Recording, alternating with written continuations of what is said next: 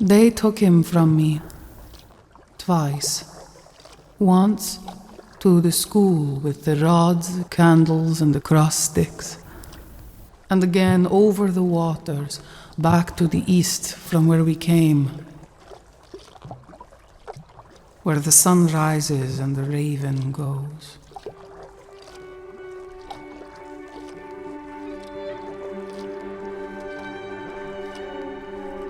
Here I am, back in this land that I came from and was taken from when I was a child. It is strange to be here. My memories are mostly of what my mother and grandmother told me when I was small.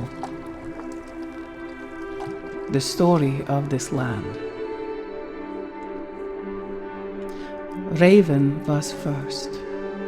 Raven was always hungry and tired with constantly flying above the water. So, Raven coaxed the other animals into making a place where they could rest. Only Beaver proved capable of bringing the mud from deep under the water and piled it up onto Turtle's back to make the land.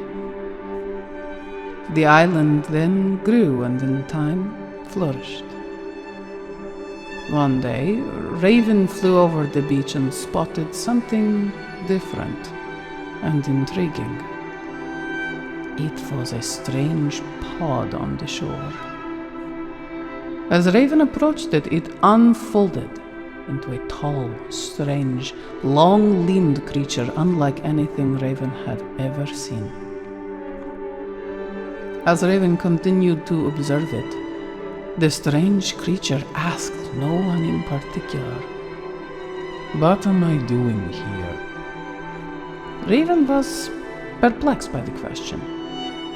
Creatures did not ask such questions, they simply were, and knew what they were and why they were there.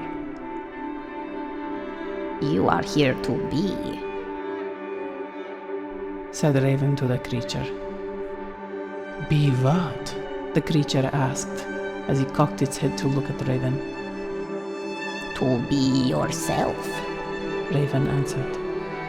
The creature then asked, "Who am I?" This was an even more peculiar question, thought Raven. No creature Raven had ever known had considered itself a who.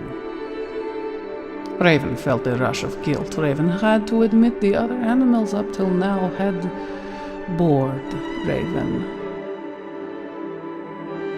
Raven had many thoughts, and up until now Raven had no one to share them with. No one who was a who and not a what. Raven said to the creature, "You are a human." But even as Raven said this, Raven knew it was not enough, and the creature needed more. "You are a human being. A human in form, the physical shape and form and how you move, but that is not all of you. The who, the part of you that asks the question, who are you? That is the being." The human being seemed pleased. But as the days went on, Raven saw that Raven itself was not enough to keep the human being from being lonely. Raven pitied the loneliness of the human being and gathered clay from the stream and willows from the bank and tried to sculpt a likeness from the sand. As the moon waned, Raven knew something was still missing. The being. So Raven flew up and plucked a star to match the beingness in the human's eye. Raven cast his wing. But even so, Raven could see they were different, and Raven had failed to make them the same. To Raven's surprise, they seemed to like and enjoy the differences, and the humans flourished. Raven began to fear for the folly of human beings, for their insatiable greed under a wandering sun. Raven warned them the boundaries of this world and only taking what they needed here. What is here is yours, should you have it, but not forever. When you are ready, I shall take your stars and add them back to the sky. From there they will remember you and share their stories so that you might understand, should you listen.